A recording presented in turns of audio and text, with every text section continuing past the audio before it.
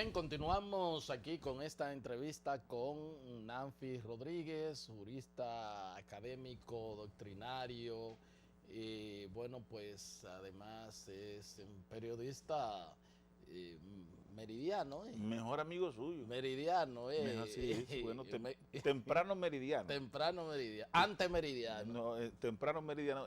Yo, mejor amigo suyo, por cierto, le quiero felicitar Ah, gracias. por su investidura en el máster en Derecho Constitucional centrado en el tema de los derechos fundamentales de la Sorbonne de París y del Instituto Global de Altos Estudios Sociales. Fue un acontecimiento de las redes sociales. Eso es importante porque que un tema académico sea un acontecimiento de las redes sociales nos habla más o menos de un nuevo paradigma de valores en redes sociales. Y la verdad que estuvo muy concurrido la graduación esta de Global, en que ahora lo esperamos, camino al doctorado con los franceses. Ya usted me ha llevado muy lejos. Y le voy a decir una cosa. Déjeme ahí, que usted ha sido el autor de... Le voy a decir una cosa, el tema que usted desarrolló, yo pienso que es importante que se lo diga a sus televidentes. Es el tema de los derechos económicos y sociales y su exigibilidad en el ordenamiento jurídico. A propósito del libro también, que es parte de... Que es parte de ese discurso. Sí. Pero usted hizo un enfoque genérico. Y el Estado social, que es el estadio constitucional en que estamos, es el Estado de los derechos económicos y sociales. Sin vigencia plena de derechos económicos y sociales no hay Estado social. Claro. Entonces, muy bien todo el tema de los grandes tratados sobre los manuales generales del derecho o del procedimiento, etcétera. Pero este tipo de monografías focalizadas en temas específicos, derechos económicos y sociales, o algunos de los derechos económicos y sociales, ya se hacen fundamentales para desarrollar el nuevo constitucionalismo dominicano, y por eso le felicito también. Porque además, y ya para concluir esto, para no olvidarme de mi rol de periodismo, de periodista, porque además... Pero usted sabe que en ocasión de la graduación hubo alguna interacción en Twitter sobre el tema de los periodistas, los abogados, etcétera. Y yo hice uno o dos Twitter donde ponía de relevancia la relación umbilical que ha existido tradicionalmente en República Dominicana entre el derecho y el periodismo. Bueno, al punto que presidentes, por ejemplo, de la Suprema Corte de Justicia, como Manuel de Jesús Galván, que fue periodista, novelista, el autor del Enriquillo. El autor del Enriquillo, sí. Galván fue el presidente de la Suprema Corte de Justicia del presidente Lilis. Pero juristas tan importantes en la cultura dominicana como don Manuel A. Amiama, sí. Don Cundo Amiama, que murió creo que a principios de los años 80 o finales de 70. Don Cundo Amiama, que escribió las primeras notas de derecho constitucional que han llegado hasta nuestro día. Hoy son libros de texto. Y que todos lo citamos. Sí, claro. Pero también de derecho administrativo. Sí. Don Cundo Amiama fue periodista también. Y fue presidente de la Suprema Corte de Justicia con Trujillo. Es decir, hay una tradición muy estrecha entre el periodismo y la literatura, porque son el periodismo y la literatura y el derecho. Porque son dos carreras, son dos profesiones que tienen una raigambre social y consecuentemente son medios de lucha social.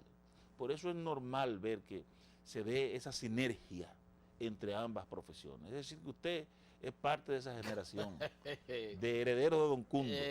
Pero bueno, usted es el mejor exponente de eso. Mire, vamos a hablar un poco del libro. Este libro se inscribe dentro de los derechos económicos, sociales y culturales. El derecho al consumidor aquí, que fue ya constitucionalizado a partir del 2010. Obviamente existía una norma infraconstitucional previo a esto. Y bueno, esto es lo que el mundo está viviendo ya. Y a mí me gustó una frase muy importante que usted dijo cuando estaba hablando en la puesta en circulación. Sí. esto no es contra los empresarios. Esto es a favor de ellos, Así porque es. en la medida en que tienen mejor calidad y mejor oferta y mejor información para el consumidor, pues tienen una mejor competitividad y por ende una posibilidad de vender más. ¿Cuál es en esencia? Porque yo sé que esto también es un texto para las academias, pero para el público, para la población en sentido general, ¿cómo comprender esto? Bueno, yo estuve de anfitrión o de anfitriones a dos personalidades vinculadas con la Constitución, con la política, con la economía, cual fueron el presidente Leonel Fernández, que me honró con su presencia, y yo lo invité como invitado especial, por una razón. Leonel Fernández fue quien impulsó esa reforma constitucional del año 2010, Así es. que parió la constitución más moderna de la historia constitucional del país y una de las principales constituciones de América Latina hoy día. Bueno, eso lo puedo yo testimoniar porque los profesores de Francia, de Sorbonne, que venían a darnos clases, decían que esta es una constitución de amplio debate en las academias europeas, de amplia discusión por su contenido y por ser una constitución tan novedosa y sobre todo tan abarcante de derechos fundamentales, de derechos de tercera generación, y eso lo decían. Es una gran constitución. Y me extrañaba el dominio que ellos tienen de la constitución del 2010. Es una gran constitución. Lo que pasa con los franceses es que los españoles han abrevado donde los franceses. Por ejemplo, todo el tema de las leyes orgánicas, que es un tema que se introdujo aquí en esa constitución del año 2010. Unas leyes que necesitan unas mayorías calificadas, en unas materias específicas, contrario a las leyes ordinarias, es un tema francés. Entonces, muchas de estas cosas a esas sociedades le ha costado mucho tiempo, algunas incluso hasta sangre, lograrlas. Nosotros nos dimos un proceso de reforma constitucional en un escenario de paz social, prosperidad económica y consenso político. Entonces, nos sobrevino esta constitución del año 2010 y muchas veces no tenemos una valoración de lo que significa esta constitución. Cuando tú hablas con un colombiano, el colombiano tiene una conciencia plena de lo que significa la paz, porque vivió 60 años en guerra. La valoran más que nosotros. Y esa constitución del 91 de Colombia, que es la primera que en América Latina proclama el Estado social, después lo va a hacer entonces Venezuela en el 99, después entonces lo va a hacer Ecuador en el 2008, después Bolivia en el 2009 y después la República Dominicana. Es decir, cláusula de Estado social expreso, solo tienen esas 5 constituciones. Las demás tienen una composición, digamos, de su cuerpo normativo referido a la necesidad, por ejemplo, el principio de subsidiariedad, la necesidad de garantizar los derechos fundamentales que configuran un Estado social, pero no una cláusula expresa. Entonces, el colombiano tiene una conciencia plena sobre el valor de eso, porque esa constitución es el resultado de ese proceso de guerra que vivió Colombia por 50 años. A nosotros nos sobrevino la constitución en un proceso de transición del liderazgo, de afianzamiento, habíamos ya transcurrido de Balaguer a Leonel Fernández y de Bosch a Leonel Fernández y los demás líderes. Bueno, nos sobrevino esa constitución en un proceso de paz, de prosperidad económica, de diálogo entre la clase política, y entonces no se ha discutido mucho el tema de la constitución. ¿Cómo no? Entonces, en lo inherente al libro per se, o sea, el aporte fundamental. Bueno, es un derecho de ciudadanía. Es poner en manos de la gente una herramienta de defensa de sus derechos.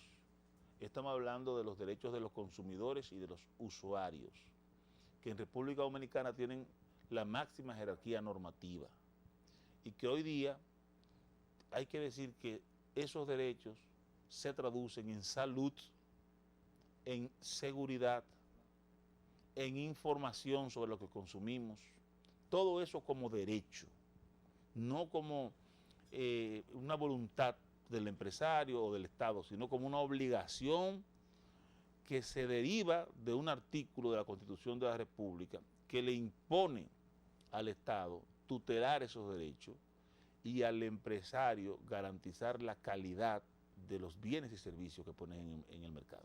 ¿Cómo no? De manera que vamos avanzando y además hay que decir que hemos tenido dos funcionarias en el área de esta institución que vela por los derechos de los consumidores, que obviamente las limitaciones institucionales, pero que han hecho un gran trabajo. Falta de recursos, pero yo creo que en Proconsumidor la mujer ha hecho una labor excelente, claro, por lo cual los políticos en el futuro deben seguir poniendo mujeres. Poniendo mujeres, así mismo es. Porque han demostrado mucha eficiencia. Bueno, ¿dónde está Nancy? No, en todas las librerías. En todas las librerías. Todas las librerías. ¿Cómo no? Todas las librerías. Así es que estudiantes, profesionales, grupos empresariales, conozcan esto. Esto le va a servir mucho, comerciantes, para que entiendan más o menos. Si ustedes comprenden esto, saben cuál es el trato que tienen que dar ante el consumidor y no van a tener ningún problema, al contrario,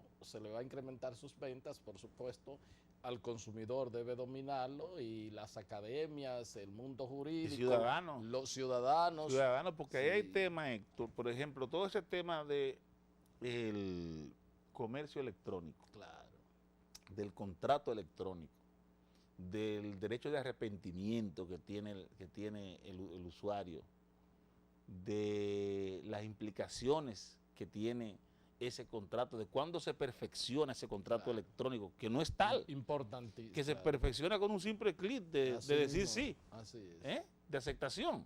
Claro. Entonces, todo ese tema está jurídicamente ventilado ahí, pero todo el tema de la publicidad, de los contratos por adhesión. Claro. Ahí hay varios capítulos sobre los contratos por adhesión. Esos contratos formularios. El derecho que tiene la gente cuando una, qué sé yo, una empresa pone una oferta. ¿Hasta cuándo? ¿Hasta cuánto? Todo eso está arreglado. La oferta, claro. Es decir, usted no puede, la oferta no se puede colocar sin fechas de terminación, claro. De manera que resulte un engaño para atraer clientes, y cuando el cliente llega se terminó, pero tenemos este producto claro, aquí, o mírenlo aquí, ya está fuera de oferta. No, señor, las ofertas deben están regladas por la ley 358-05, claro. Y dentro de los elementos esenciales de la oferta al consumidor es que debe ser determinada y debe tener una fecha cierta de inicio y de finalización. Bueno, así se protegen los derechos. ¿Cómo no? Toda una joya. Muchísimas gracias, doctor. ¿Cómo no, profesor? ¿Cómo no? Gracias a todos ustedes por haber estado con nosotros y será pues hasta otra entrega de su programa de Entero Crédito. Hasta entonces.